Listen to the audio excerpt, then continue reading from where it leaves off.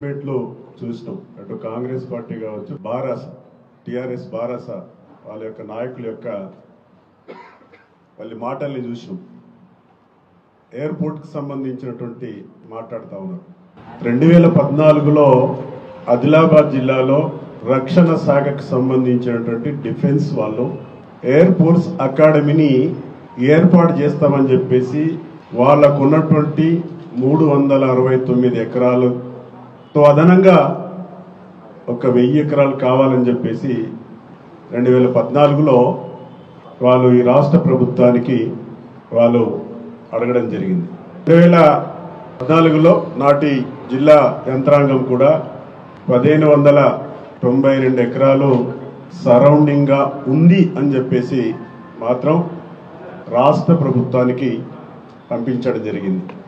తెలంగాణ రాష్ట్రం వచ్చిన తర్వాత నేనాడాడు ఈ సమస్య ఉంది కదా, దానికి సంబంధించినటువంటి విషయాన్ని ఎప్పటికప్పుడు చూస్తున్నటువంటి సందర్భంలో జిల్లా యంత్రాంగం రాష్ట్రానికి సంబంధించినటువంటి హెచ్ఓడిస్ హెడ్ ఆఫ్ డిపార్ట్మెంట్ సిసిఎల్ఏకి ప్రభుత్వానికి వెళ్ళింది. పై ఎయిర్ ఫోర్స్ అకాడమీ నాడు ఉన్నటువంటి అధికారులతో మాట్లాడి సిసిఎల్ఏలో క్లియర్ చేయించడం జరిగింది.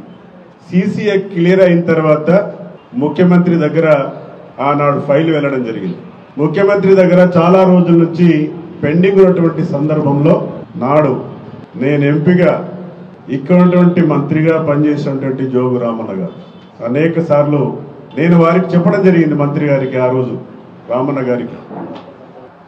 గారు నాకేమో నేను ఎక్కువగా కలిసే పరిస్థితి లేదు ముఖ్యమంత్రి గారికి, మీరు ఆ ఫైల్ క్లియరెన్స్ చేయించండి అని చెప్పేసి చెప్పిన వారు ఇక మాట్లాడతా అని చెప్పేసి మరి ఏమైంది, చాలా రోజులైందంటే మళ్ళా ఆయన మాట్లాడిన తర్వాత, ఎందుకంటే మేము వాస్తవాలు చెప్తాం, ఏదో మాట్లాడిన తర్వాత ఒకటే నాడు, సార్ ముఖ్యమంత్రి గారు ఫైల్ నేను క్లియర్ అంటున్నాడు, ఎందుకు అని చెప్పేసి అడిగితే, మేము రాష్ట్ర ప్రభుత్వంగా అసెంబ్లీని సెక్రటరియట్ ని బైసన్ ఫోలో గ్రౌండ్ లో, అంటే అది కూడా డిఫెన్స్ ల్యాండ్, అది మాకు కావాలని చెప్పేసి అడిగితే రక్షణ శాఖ మాకు ఇవ్వడం లేదు కాబట్టి మనమెందుకు ఆ 1500 ఎకరాలు భూమి ఆదిలాబాద్ లో మనం సేకరించేందుకు ఇవ్వాలని చెప్పేసి ముఖ్యమంత్రి అన్నాడు అని చెప్పేసి రామన్న మీరు నాతో అనలేదా?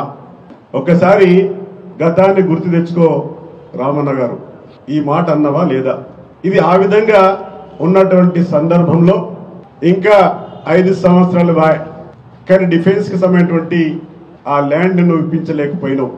మళ్ళా నేను భారతీయ జనతా పార్టీ పార్లమెంట్ సభ్యునిగా గెలిచిన తర్వాత నేను విమానయాన శాఖ మంత్రి రామ్మోహన్ నాయుడు కలిసిన, మా ఇక్కడ ప్రపోజల్ ఉంది కావాలని చెప్పేసి మళ్ళీ ఒకసారి గౌరవ శాసనసభ్యులిద్దరం కూడా కలిసి వెళ్ళినాం.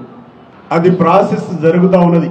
రాష్ట్రానికి కావలసినటువంటి అనుమతులు ఇవ్వండి అని చెప్పేసి వాళ్ళు కూడా పంపించడం జరిగింది. ఇది ఎయిర్ ఫోర్స్ ఏమో పక్కకు పోయింది, ఎయిర్పోర్ట్ సంబంధించింది. ఈ మధ్యనే పార్లమెంట్ లో కూడా ఒక రిపోర్ట్ పెట్టారు. మేము అడిగిన తర్వాత, నేను అరవింద్ ఎంపీ గారు అడిగిన తర్వాత ఒక రిపోర్ట్ పెట్టారు. ఆ రిపోర్ట్ కూడా మీకు చివరిలో చెప్తా, అది మొబైల్లో ఉన్నది. సరే, రాష్ట్ర ప్రభుత్వం అటు వరంగల్, ఆదిలాబాద్, అదే మాదిరిగా జాక్రాన్పల్లి అని చెప్పేసి రాష్ట్ర ప్రజానీకం, ఆదిలాబాద్ జిల్లా ప్రజానీకం కూడా విన్నారు. రామ్మోహన్ నాయుడు గారు మాట్లాడుతూ ఆదిలాబాదు చాలా స్ట్రాటజిక్ గా చాలా మంచి ప్లేస్ ఉంది, అటు ఛత్తీస్గఢ్, మహారాష్ట్ర, నాగ్పూర్, ఇది తెలంగాణ అని చెప్పేసి వారు కూడా చాలా సానుకూలంగా రాష్ట్ర ప్రభుత్వం మరి కేంద్ర ప్రభుత్వం దీనిపైన ఉన్నది.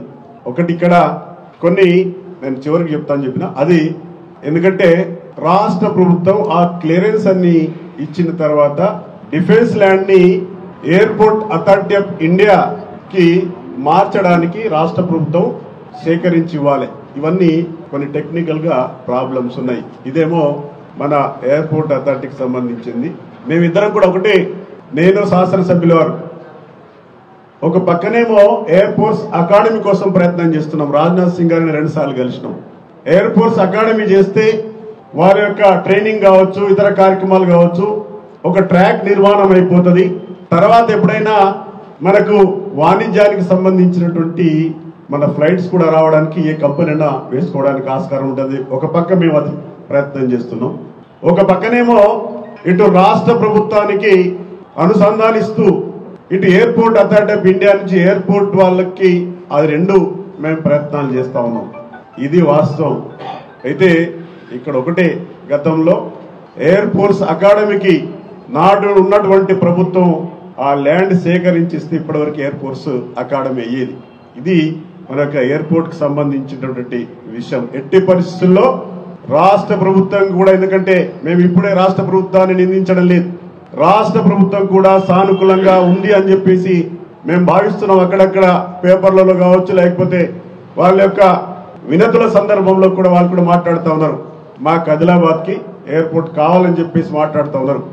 రాష్ట్ర ప్రభుత్వం ఇక్కడ ల్యాండ్ విషయాలు కావచ్చు, ఇతర విషయాలు కేంద్ర ప్రభుత్వం అనుమతులు ఇచ్చేంత వరకే, రెండు రాష్ట్రము కేంద్రం కలిసిన తర్వాతనే ఇది అవుతుంది. కాబట్టి మేము రాష్ట్రానికి మేము నిందించడం లేదు, గతంలో ఇవ్వలేదు కాబట్టి మేము ఇవ్వము ఎయిర్ ఫోర్స్ అకాడమీకి సంబంధించి చెప్పినటువంటి మాట చెప్పడం జరిగింది. ఎట్టి పరిస్థితుల్లో గౌరవ శాసనసభ్యులు నేను ఇద్దరం కలిసి ఎట్టి పరిస్థితుల్లో, ఎందుకంటే సరే రాష్ట్ర ప్రభుత్వం ఫస్ట్ ప్రియారిటీ అయిపోయింది, వాళ్ళు కూడా సెకండ్ ప్రియారిటీ కింద మాకు కనబడతా ఉంది. కేంద్రం అయితే ఎట్టి పరిస్థితుల్లో మనం కేంద్రం అడిగినటువంటి ఎయిర్ ఫోర్స్ మన ఎయిర్పోర్ట్ అథారిటీ అడిగినటువంటి వాటన్నిటినీ ఇస్తుందని చెప్పేసి మాకు నమ్మకం ఉంది. మేము ఇద్దరం కూడా ఎట్టి పరిస్థితులు దాన్ని సాధిస్తామనే దృఢమైనటువంటి సంకల్పం మాకుందని ఈ సందర్భంగా తెలియజేస్తా ఉన్నాను.